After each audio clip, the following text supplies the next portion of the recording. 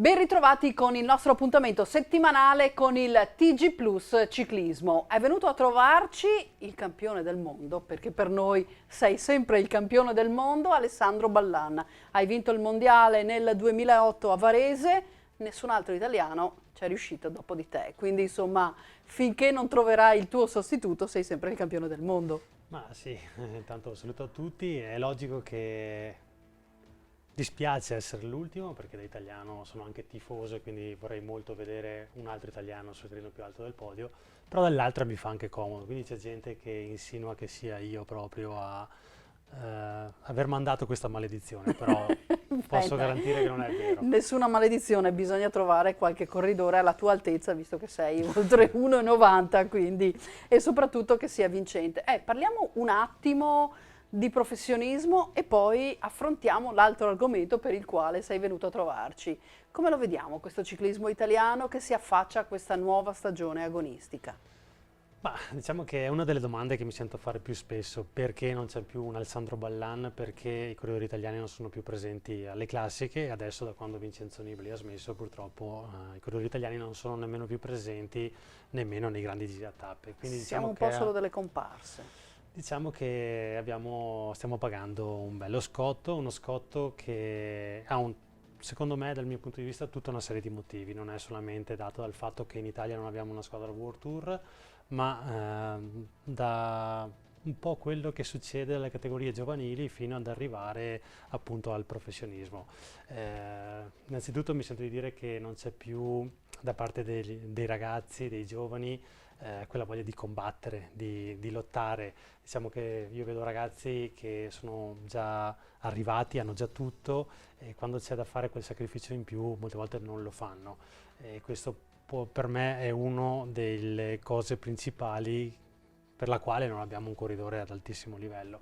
Poi vedo moltissimo agonismo rispetto agli anni miei, ci sono meno squadre, meno gare organizzate, di conseguenza per un ragazzo portare avanti la propria passione vuol dire avere il risultato, perché se non hai il risultato non puoi proseguire in questa tua passione. E quindi comporta un po' a spremere questi ragazzi da giovani e avere degli ottimi juniores, dilettanti che vincono campionati del mondo, ma che però poi quando passano al professionismo Si non perdono un po'. riescono a fare quel salto di A fare il qualità che salto di magari qualità. altre nazioni riescono a fare. Però tanti come te dicono non abbiamo una squadra World Tour in Italia, ma noi lo sappiamo che le squadre World Tour, qualora dovesse essere fatta in Italia, non prenderebbe solo atleti italiani, quindi prenderebbe anche gli stranieri, un po' come fanno le squadre World Tour straniere che prendono anche gli italiani, che fanno purtroppo quasi sempre da gregari. Quindi anche averla una squadra World Tour, che vantaggio potrebbe avere per i corridori italiani? Ma logicamente una squadra italiana ha un po' più l'occhio di riguardo per i corridori italiani, con lo sponsor ci mette un po' la sua, poi diciamo i direttori sportivi, vabbè, sarebbe una squadra logicamente internazionale come dici tu, però ci sarebbe quel tocco in più di italianità, e quell'italianità porterebbe sicuramente la scoperta di talenti italiani. Come erano agli anni miei la Lampre, io dico sempre questo, faccio sempre questo riferimento che 20 anni fa, quando sono passato io nel 2004, c'erano penso 6-7 squadre che ad oggi potrebbero essere benissimo World Tour. Nominiamo una Fassabortolo, la Sì, Lampre sì. dove io correvo, Cioè, tutte queste c'era già squadre. un horse category Sì, quando correvi tu. eravamo messi benissimo, diciamo che durante una stagione passavano 25-30 corridori, Sì, quindi ne io passavano tanti. raccontavo a una persona che è venuta in trasmissione da noi che un anno, quando parliamo della fine degli anni 80, passarono in quell'anno 50 corridori Sì, veneti, non italiani, veneti professionisti, 50.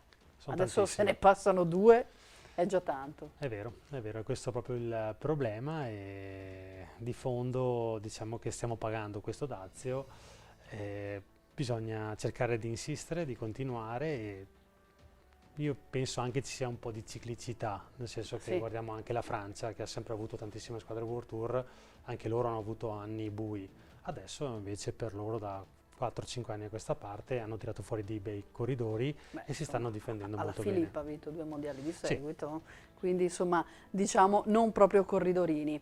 Invece Alessandro Ballanda quando ha smesso ha fatto tantissime cose, ha fatto il commentatore Rai, l'organizzatore, perché insomma c'è il tuo zampino anche nello Cycling Cycling Stars Criterium, esatto, ogni volta mi confondo, ma soprattutto ti è arrivata questo impegno abbastanza gravoso, finalmente una persona giovane, perché sei ancora nel range dei giovani, sei diventato presidente del Giorgione. Sì. Come mai questa scelta? Una società storica che esiste da decenni e hai voluto dare finalmente un'impronta diversa. Ma diciamo che è la squadra dove io ho cominciato a pedalare, che è andata in difficoltà dopo la presidenza di Leopoldo Fogale, che è stato lì al comando per 28 anni. Sì, Diciamo, l'anno scorso c'è stato qualche problema e non ce l'ha più infatti fatta Leopoldo. Era da qualche anno che annunciava sì, che avrebbe e smesso. quindi diciamo che ho colto la palla al balzo e mi sono messo a disposizione per portare avanti questo progetto perché sì, è vero, sono campione del mondo, è bello fare delle cose per il ciclismo, sarebbe facile per me farle ad alto livello, però è bello fare anche qualcosa per i giovani, far crescere questi ragazzi appunto per i problemi che abbiamo detto prima e magari fra di loro scoprire un domani un nuovo Alessandro Ballana, e questo è il mio Anche obiettivo. perché ricordiamo che per avere delle squadre World Tour servono i corridori, ma se noi non abbiamo gli esordienti, gli allievi, gli junior, gli under 23, non abbiamo neanche le World Tour.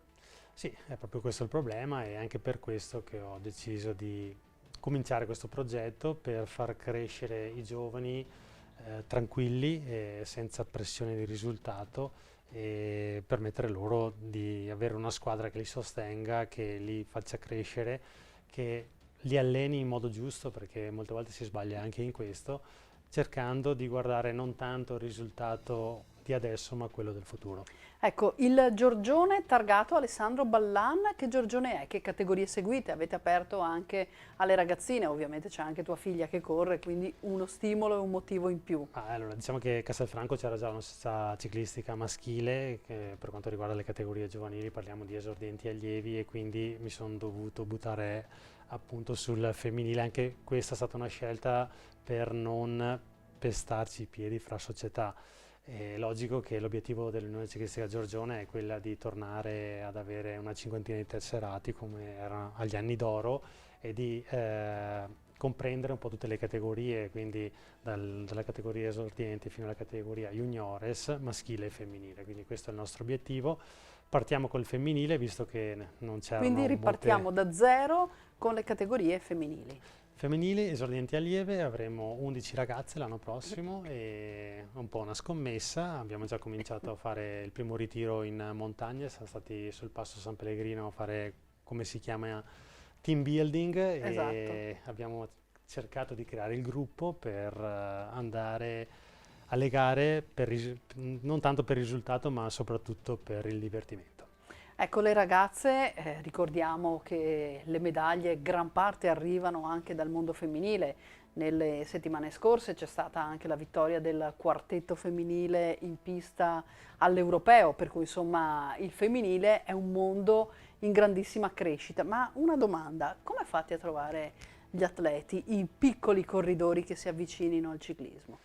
Qual è Ecco, la tua strategia? Andare nelle scuole, andare a pescare dalle altre società? Come ti sei beh, impostato allora questo per Giorgione? ora, siccome questo progetto è arrivato un po' velocemente, abbiamo dovuto pescare da altre società, logicamente, e quindi la squadra attualmente è nata così, però nel programma l'obiettivo è anche quello di reclutare dei nuovi ragazzi e quindi di fare delle entrate nelle scuole da parte mia personale dove cercherò di spiegare questo sport, di tutto quello che questo sport ha dato a me, non tanto a livello di risultati, perché logicamente è logico che un campionato del mondo è un qualcosa in più, però quello che mi ha dato ciclisticamente parlando a livello umano, ecco, caratterialmente, a livello lavorativo e tutto il resto, quindi è uno sport che veramente ti dà molto. La strategia di Alessandro Ballan quindi è quella di andare nelle scuole, avvicinare i docenti, gli insegnanti, i presidi e parlare di ciclismo, e entusiasmare i ragazzini,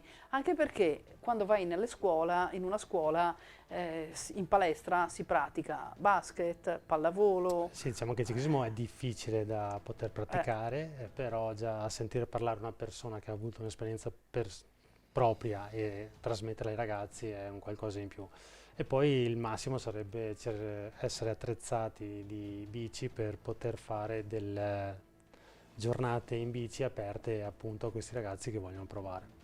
Quindi ci sarà anche una certa sinergia con il comitato provinciale per Ma fornire le sicuramente biciclette. sì, io penso sempre che da soli si fa poca strada. Io il campionato del mondo l'ho vinto, ma avevo una squadra alle spalle che mi ha sostenuto, mi ha aiutato. Quando si lavora in gruppo si fa molta più strada e il risultato è sempre maggiore, quindi è logico che ci vuole sinergia anche fra società, con il comitato provinciale, con la regione e con la Federazione Ciclistica Italiana. Ecco, siamo quasi in chiusura. Alessandro Ballà, quando ti senti chiamare presidente, che effetto ti fa adesso? È un po' strano perché diciamo c'è un cambiamento da campione del mondo, sono passato a commentatore Rai, adesso presidente, quindi ho diversi nomi e continuo a evolvere, a cambiare, comunque no, è molto divertente. Sicuramente presidente mi fa sentire più vecchio. Più vecchio. Ecco, un ultimo messaggio a chi segue, alle tante persone che seguono la nostra trasmissione, soprattutto agli ex corridori come te o ai giovani, di avvicinarsi anche al mondo organizzativo, a una società, non solo pensare o ragionare ancora con la testa da corridori. Glielo lanci questo messaggio? Sì, logicamente la voglia di prendere la squadra in mano è anche dal fatto che purtroppo molte società giovanili sono seguite sempre dalle stesse persone che seguivano questa società quando ero piccolo io. Quindi persone che una volta andavano in pensione a 55 anni e prendevano in mano la squadra, ad oggi non si può chiedere a un pensionato di seguire una squadra perché va in pensione dopo i 62-63 anni. Logicamente sta cambiando tutto, quindi per chi avesse del tempo libero e voglia è logico che farebbe senz'altro comodo avere persone a disposizione per questi ragazzi. Ecco, ti ringraziamo tantissimo per queste importanti pillole di saggezza. Grazie per essere stato presente qui al nostro TG Plus Ciclismo e diamo ai nostri telespettatori un appuntamento alla prossima settimana.